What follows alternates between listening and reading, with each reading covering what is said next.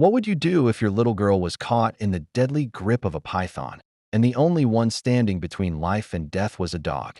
It was late afternoon in a quiet rural village, the kind of place where life moved slowly, where every face was familiar, and every day seemed almost the same. Children played barefoot on dusty paths, women pounded yam in wooden mortars, and the men returned from the fields with sweat on their brows and stories on their lips. But beneath that simplicity, the forest surrounding the village hid dangers that no one ever wanted to meet. And on this day, one of those dangers struck. Her name was Tung, just 5 years old, with laughter like bells and curiosity that knew no boundaries. Tung loved to play near the edge of the forest, never too far, but always enough that her German shepherd, Morphe, stayed alert. Morphe was more than just a pet. He was her guardian. Since Tung was a baby, he had slept near her crib, chased away strangers, and even learned the rhythm of her giggles and cries. On that fateful day, Tung had wandered closer to the thicket, a small woven basket in her hand. She was chasing butterflies, calling for Morphe to follow. He barked once, low and cautious, but stayed close, his sharp eyes scanning the shadows. Then it happened. From the underbrush, silent and sudden, a massive python uncoiled. Its body was thick as a tree trunk, its scales glistening under the dying sunlight. Before Tung could scream, the serpent lunged, its coils wrapping around her small frame with terrifying speed. Tung's cry cut through the evening air, high-pitched, desperate. Morphe! The dog's ears shot up. His heart raced. With a furious snarl, Morphe charged. His teeth sank into the snake's flesh, his paws clawing the earth as he pulled. The python hissed, tightening its grip on Tung. She screamed again, her tiny arms flailing helplessly as the air was crushed from her lungs. Morphe bit again, this time closer to the python's head.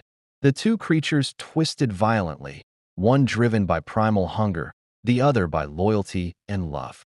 Dust rose in clouds. Tung's cries grew weaker, fainter. Morphe fought harder, his jaws clamped tight.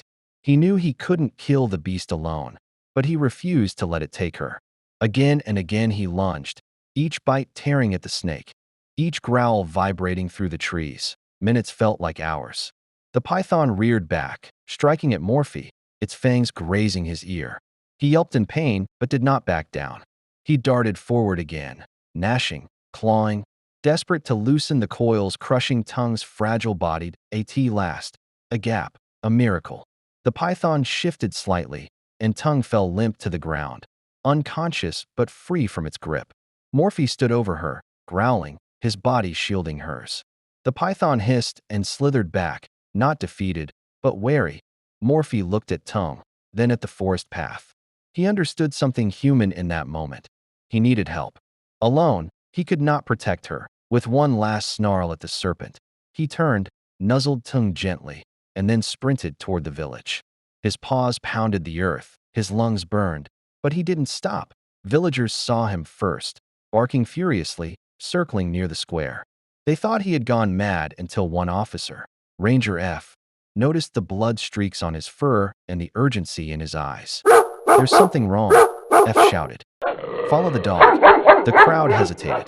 Morphe barked louder, darted a few steps toward the forest, then back again, desperate for them to understand. Finally, a small group armed with machetes and sticks rushed after him. Morphe led the way, weaving through paths, ears pinned back, tail stiff. His bark was constant now, echoing like a siren through the darkening woods. Back at the clearing, Tung lay still, her body fragile against the dirt. The python lingered nearby, its massive coils shifting slowly, waiting. The rescue team was still minutes away, and Morphe knew it. He sprinted ahead, back to Tung, placing himself once more between the girl and the monster. The python hissed, its tongue flicking the air, sensing both prey and threat. Morphe growled, lowering himself, ready for another desperate fight, and that's where we'll pause. Would Morphe hold off the beast long enough? Would the rescue team arrive before it was too late? When the rescue team broke through the thicket, their eyes widened at the sight. Tung unconscious on the ground, Morphe snarling like a lion, and the python coiled just feet away. "Dear God," one of them whispered. Ranger F raised his machete, signaling the others to spread out. Morphe didn't flinch at their presence. Instead, he barked once, sharp, as if urging them to act. The python hissed, sensing danger. It lunged, its head striking like lightning. The men leapt back, swinging wildly. One blade grazed its scales, sparking fury. The forest exploded with sound, shouts, the clash of metal, Morphe's furious growls, Tang's faint whimpers as life fought to return. Morphe darted in, snapping at the snake's tail to distract it. The python twisted violently, thrashing with enough force to uproot small plants. For a moment, it looked unstoppable, but the men were many, and they were determined. They struck again and again, machetes flashing in the dim light. Finally, with a terrible cry, the python recoiled, bleeding and furious. It turned, slithering back into the forest, defeated but not dead. Silence fell, heavy and trembling.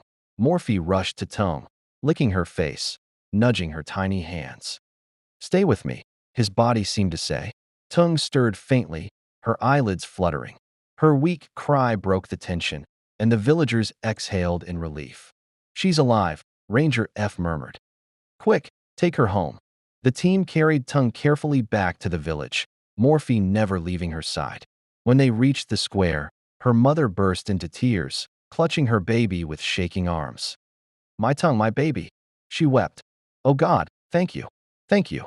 But even as she held her daughter, she looked at Morphe. She knelt, placing her trembling hand on his bloodied fur. "You saved her," she whispered. "You saved my baby." From that day forward, Morphe wasn't just a dog. He was a hero. Songs were sung about him. Children told his story at night by firelight, and elders nodded with respect whenever he passed. Tung healed, her scars fading with time, though the memory never left her. She often wrapped her small arms around Morphe's neck, whispering, "You're my angel." And Morphe, faithful as ever, never left her side again. This is more than a story of danger. It's a story of loyalty, courage, and the bond that can save lives. If Morphe's bravery touched your heart, don't forget to like, share, and subscribe for more powerful, untold stories of heroes, both human and animal.